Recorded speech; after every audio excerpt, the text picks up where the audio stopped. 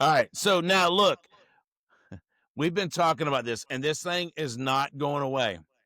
It's going to keep being kicked down because down the curb, and until there's finally a decision made. But remember, this is the last year. 2025 season is the last year under contract of the 12-team playoff. I think they only did it for 2.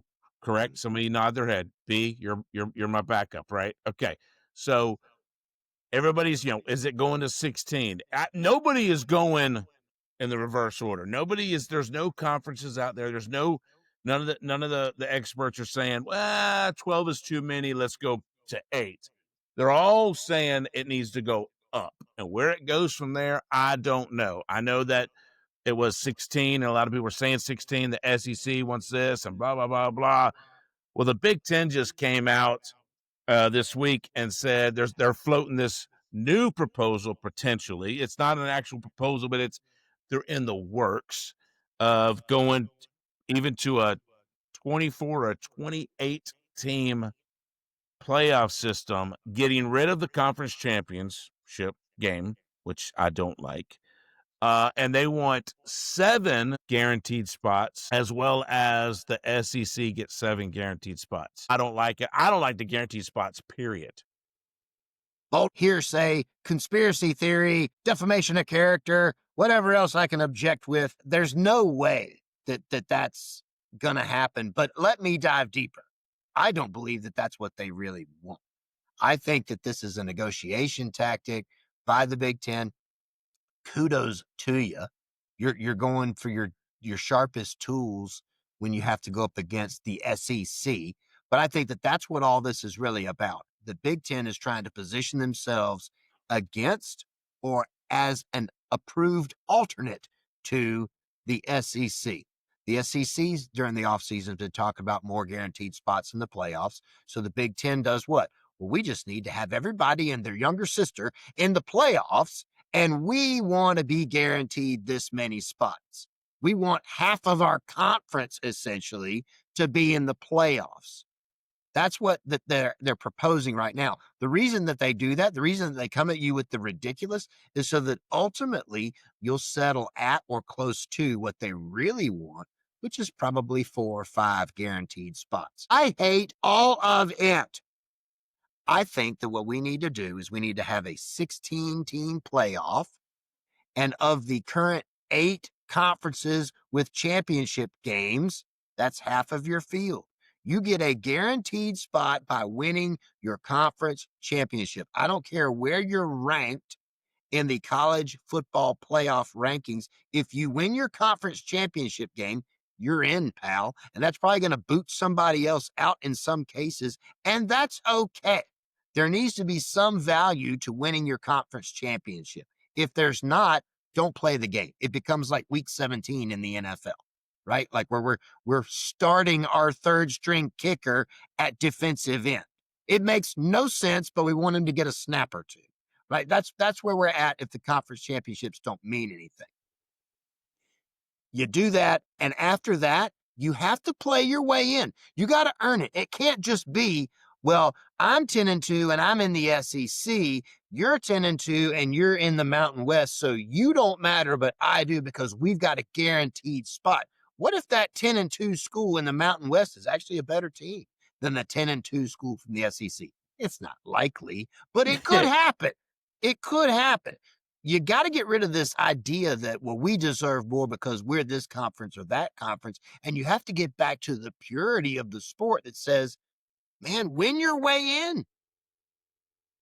I don't disagree with the guaranteed spots. As far as they shouldn't be there. I agree with that. I don't think you should have any guaranteed spots other than conference championships. Where I differ from you is I don't think every conference champion should be in. I don't think I want to see the conference champion of a Sun Belt and a Mountain West and a Conference USA and a Mid-American and the American League. I don't want to see all of those in there. I don't think that that's the right move.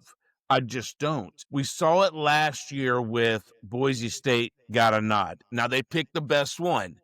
out of the non-group of 4 that the group of 5. They picked the best one out of the group of 5, right? And Boise State went in there and they got beat. And they had in my opinion, was the one person that carried that team all year long, and he was a generational type running back at the time with Ashton Genty. Yes, you're going to have that one that should get it in there. I don't think they should be completely eliminated. And maybe it's 2. I don't know what that number is, but I definitely don't think it should be all. I really Yeah, don't. I agree. I lean towards that interpretation as well. I think there has to be a SEC, Big 10, Big 12, and maybe if this or definitely ACC, maybe this Pac 8 in a couple years. We'll see what happens there. But I think those big conferences that are making majority of the media money, they have to be in there as a guaranteed. One gets a guaranteed the conference winner. But I just think the fourth best SEC team that gets kicked out because Georgia Southern wins it all, I think is a discredit to the fourth best SEC team because everyone wants to watch, let's just say Alabama's the fourth SEC team this year. Everybody's going to want to see them over Georgia Southern if they win the Sun Belt. So I think just out of competitiveness, it needs to be one guaranteed spot for the top 4 to 5 conferences, and the rest is just the best team there.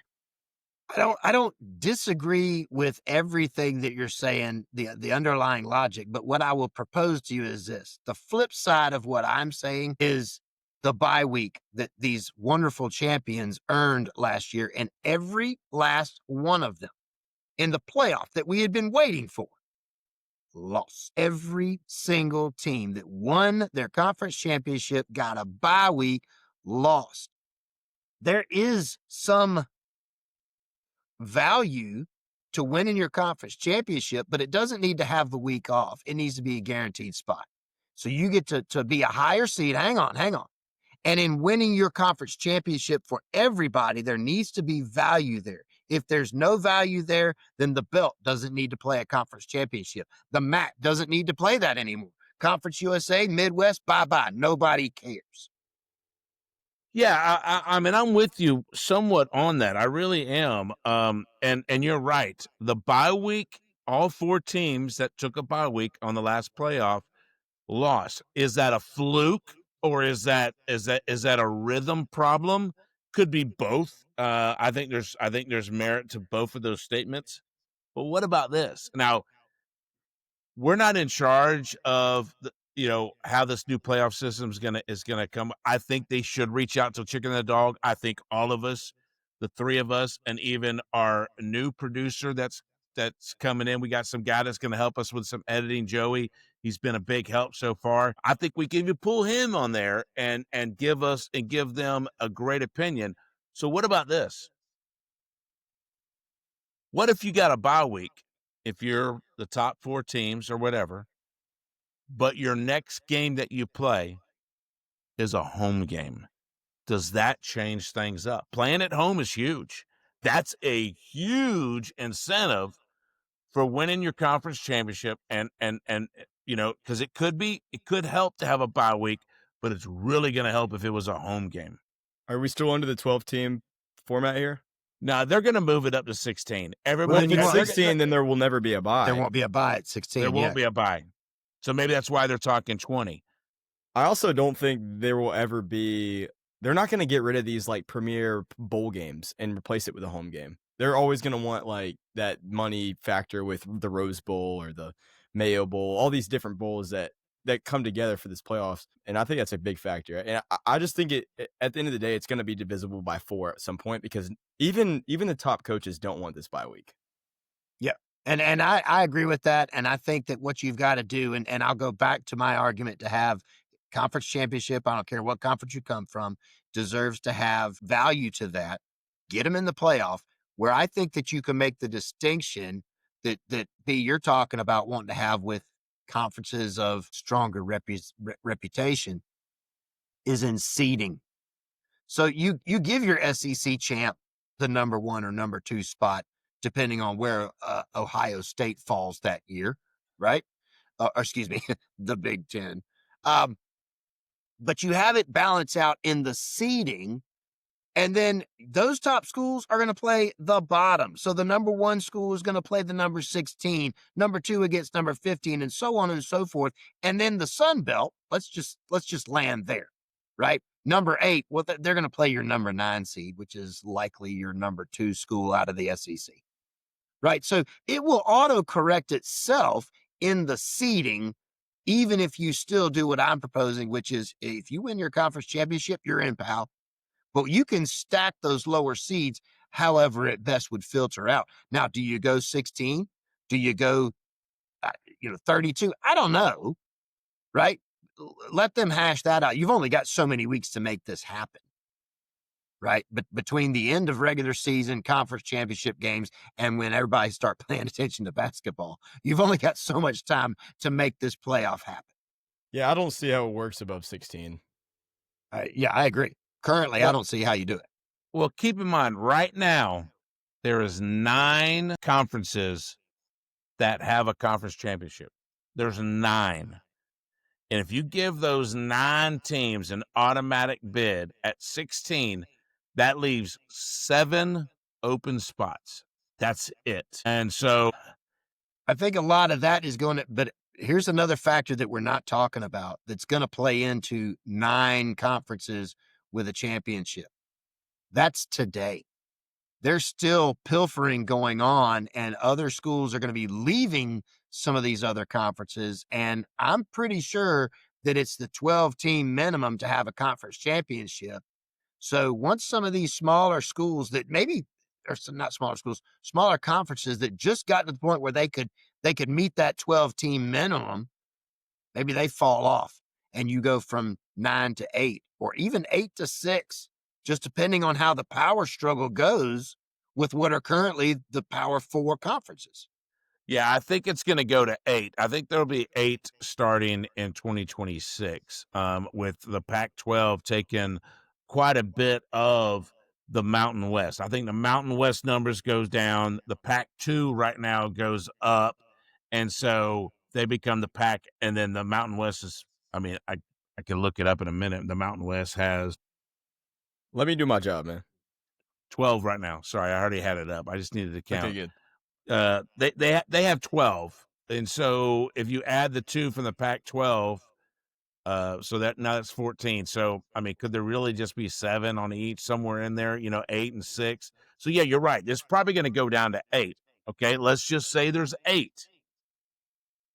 Then that only leaves 8 other teams out of 4, in my opinion, conferences that are going to want at least one more shot, one more person in there. Will the Big 12 always have 2? Maybe not. Will the ACC always have 2? Maybe. I think they got a better shot than the Big 12, but the SEC is always going to have at least 2, probably closer to 4. The Big 10 is always going to have at least 3, if not 4, that they're going to want in there. The math doesn't work if you gave 8 automatic bids. But then again, I'm with you on that. Then why even play if you're in the Sun Belt, right? Well, but what I'll fire back real quick is this. Why play a playoff at all if it all comes down to, because this is where the argument crusts, and I said this at the beginning of this segment. If it all comes down to what the Big 10 and the SEC want, then y'all just have a battle of conferences at the end of the season with your own freaking playoff. We can go 8 teams, the top 4 out of the SEC, the top 4 out of the Big 10, and settle it that way and let everybody else figure out whatever it is that they want to figure out. Like, it basically at that point, you're at an NCAA versus NIT tournament. That's essentially what you're doing. Yeah, That's what we need. No, and I hear what you're saying, and I'm not disagreeing your logic by any means. Well, you can't. I am the chicken. Yeah, this is true. But I mean, see, I'm kind of caught in a rock and a hard place, right?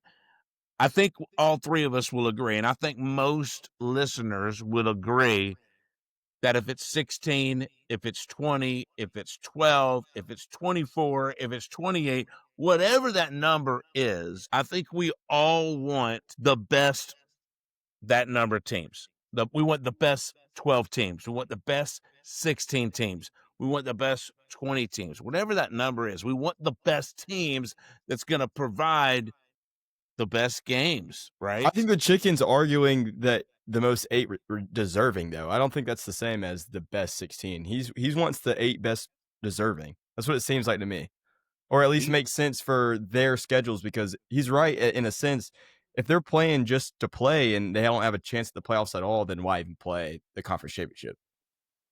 I'm with you on that. And that's what I was going to say. The other part is I don't want to get rid of the conference championships. I think they mean something. That's the history, right? Could you imagine the SEC not having a conference championship? I mean, it just sounds retarded to me. Well, here's what I don't like, and this is where I think that this is how you truly, and this is the current system, by the way, this is how you truly disrespect these lesser conferences, right? Well, we're going to guarantee an at-large bid to the group of 5. I mean, what a punk thing to do, right? You might as well just come out here and tell me not to even bother playing football this year. Right? Like, cause you're those guys. You're the lessers, the ones that you're playing football. Sure, you're a big guy. That's what you're saying, right? But if you give them value that, hey, nobody pays attention to you until championship week. And now suddenly Boise State still has a football program. Why? Why, yes, they do. They're playing for their conference championship. Now it matters. Now it means something. Now you earn your way into the playoff, right? But there is no at-large bid for the group of whatever it ends up being. You win your way in. Are you going to get smoked in the first round? Likely. And that's okay, because what happened to Boise State in the first round anyway? They got beat. Oh, yeah. So what's the difference? I don't know. Maybe And they then should the take other it, teams, take it to 20. I don't. We'll let that argument come in a different day. But my point is this: the bottom 8, after you've got, let's just leave it at 8 conference championships, because again, I think that'll sort itself out this next offseason. But the bottom 8, you can stack with your Big Ten, your SEC, your ACC schools. And if the Big 12 sits there, well, we only got in our conference championship. Okay, I don't know what to tell you. Play better. Right? Like, the SEC is dominant. The Big Ten is dominant. The ACC was Clemson and whoever this year, and I don't know what to tell you, right? Like, Clemson and Miami. So those 2 schools were really cool. We want to see more of them. Like, you can fill out that bottom 8 however you see fit as a playoff committee. I'm going to ask you one more question. I'm going to ask you a question, and we'll move on from this, because I want to get into the actual the other conferences and talk about, and give our take on how we believe their season is going to be, because what we'll use the rest of next week's show and then the remaining season is talking about the SEC. But I'm going to ask you a question. If, let's say that there was 8 conference champions, 4 of them Power 4 conference, we know what those look like. Now it's the other 4. Let's say South Carolina, your Gamecocks, was sitting at a spot where you're the 3rd best team in the SEC. Let's say, and I'll even take my Georgia hat off for a quick moment and say that team is Alabama and Texas. They are the number 1 and number 2 in the SEC. Carolina is the 3rd best team in the SEC. Okay? And could beat any of those other non-Power 4 conference champions, the Boise States, the whatever, the Tulane, the Georgia Southerns of the world. No doubt that South Carolina was a better team than them. Is that right? Yes. I'm going to say no. Well, here's why it's right. Number 1, because that's the nature of sport. If you know the rules and the standards and the boundaries going into the game and you agree to play it that way, then that's the nature of the game. That's the nature of sport.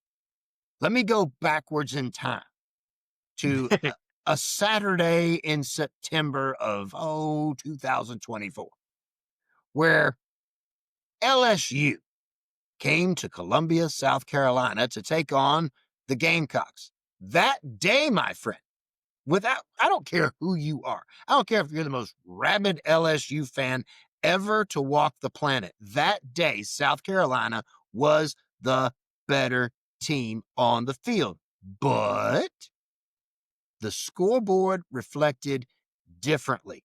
Calls were made. Injuries happened. Passes were thrown. Passes were intercepted.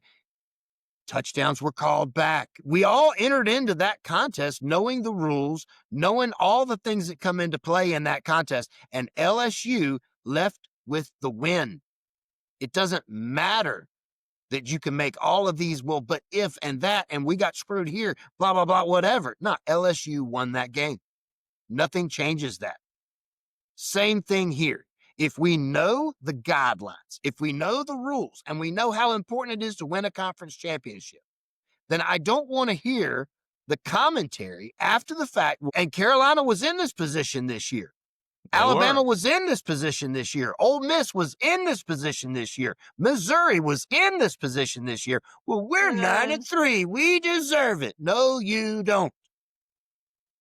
Win when it's important. At that point, I don't care what conference you're in. At that point, your entire season matters. Every game matters. I don't follow the NFL, but the worst week, worse than preseason in the NFL is week 17 because they play the cheerleading squad. They don't even play them. They play the management group for the cheerleaders to make sure the pom-poms are glittery that week. That's who goes out there in uniform and takes snaps and throws touchdowns because Tom Brady's taking a break, baby. He's got to get ready for the playoffs. Let me kind of you left me speechless, which doesn't happen often. Move on real quick. I just think it really comes down to the council that decides this decision. They're not going to give that to a Sun Belt or a USA. They're just not going to do it money wise. It's not going to happen. That's it. That's the biggest thing is the money factor because those teams are not going to generate the revenue like putting in the third best team in the SEC or the fourth best team in the SEC or the Big Ten or whatever. And the other thing I would say is, and look, we've gone on to this a little bit too long, but I will also, B's probably like going, all right, guys, moving on. I want to say more. I do too. And I'm going to say this. What would stop if winning a national championship in the school's eyes is the ultimate goal, then what would stop a South Carolina from leaving the SEC and jumping to the Sun Belt and running shotgun all over those people? Revenue distribution. I understand that. I get that. But but you got a coach, Beamer be like, no, I want a national championship. You'd have the AD going, I want the money. But here's where the AD and the coach meet. The AD, I want that money. And the coach, yeah, we need that money because that's how we get these guys to come in That's here. True. So to jump ship and go to a weaker conference means, like B said, much lower revenue share, much lower NIL money to distribute. Good luck. That's true. I think the easiest solution is those top 4 conferences get an easy bye, and we and the council will love this. 2 different tournaments, NIT and NCAA March Madness. I think you just adopt that and do a 8-team NIT or a 16-team NIT, and then you have a top of the line. Because the Georgia Southern players aren't sitting there week 1 thinking they're going to win the championship. But they don't. But here's the problem. And I'll say this as a fan of a school that won 2 back-to-back NIT basketball championships. No one cares. No one sits there and says, you remember that year that those 2 years that Carolina won the NIT? No. I know it happened, but I couldn't tell you what years it was because nobody cares because they didn't win the NCAA. That's true. I hear you, and I can't disagree with that because you're always going to win that. Oh yeah, I won the national championship, but it was this. Our buddy Gooch. There's an asterisk. Our buddy Gooch is a massive, very talented golfer, right? Oh yeah. You know who wins the majors. Nobody knows or cares who won on the Home Depot tour this weekend. No one's going to care when Oregon plays Georgia Southern in the playoff. And that's kind of my point. Yeah, Oregon and Georgia Southern will both care. Oregon's going to love it. I know that. Hang on. Here's this. I understand what you're saying, but as a football fan, and I know that I'm going past the dollars and everything, and I'm going to the purity of it. What we all loved originally. I'm not an Oregon guy. I don't care about Georgia Southern. But if those two happen to meet in a playoff, I would be one of the biggest Georgia Southern fans that you could find that weekend, right? If Clemson were playing, I don't know, Akron, I'm pulling for the Zips, baby. Yeah, Right? Like go Zips. That game is going to mean something to not only the fans of those two schools, but the anti-fans of either of those two schools. So I think that you would still have viewership. I don't you're right. It's not going to be the same as if it's Oregon, Notre Dame, right? Like I get that. And that brings in the question of where does Notre Dame fit? Because they can't and won't play in a conference championship. So there's no automatic for them. So there's still tweaking and some sanding around the edges to happen here. But what we can all agree on is that what they're currently playing with don't work. No, but I think it's better than the 4 teams that we've seen. Agreed. Yes. I would agree that the 12 is better than the 4. Do I believe that the 12 is the answer? No. Because, and I'll go back to this and then we'll move on I keep saying we're going to move on from this, but I mean, I think it's good. I think it's good dialogue, a good things Great to talk dialogue. about, right? But I will tell you this, Carolina last year could have beat several teams. They were a dangerous team and could have been in the. Now, I know you're right. Win your games, you're in, right? And I understand that. But they were a very dangerous team.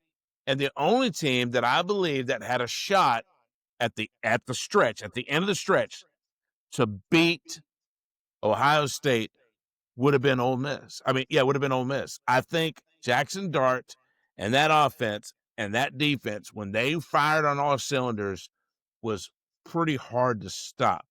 So I don't know, man. I just think that it's hard. I don't know if there's ever a real right way, period, cut and dry. There's never going to be a right way. You just got to pick what's in the best interest. And at the end of the day, what's going to be in the best interest is this. It's going to be the almighty dollar. And that's how they're going to follow that trail to the dollar. And that's how it's going to work. The chicken's arguing past college football of school pride and for the love of the sport. And I think we're just on the side of what's going to be more entertaining, which equals more money for the council. I think that's just kind of what it comes down to. I wish you would have never got that. That thing is going to drive me crazy. And look, let me tell you something. There is something that's coming home, should be coming home very soon. And I may be wearing that in the show. You've signed it twice. Twice. The Mudson.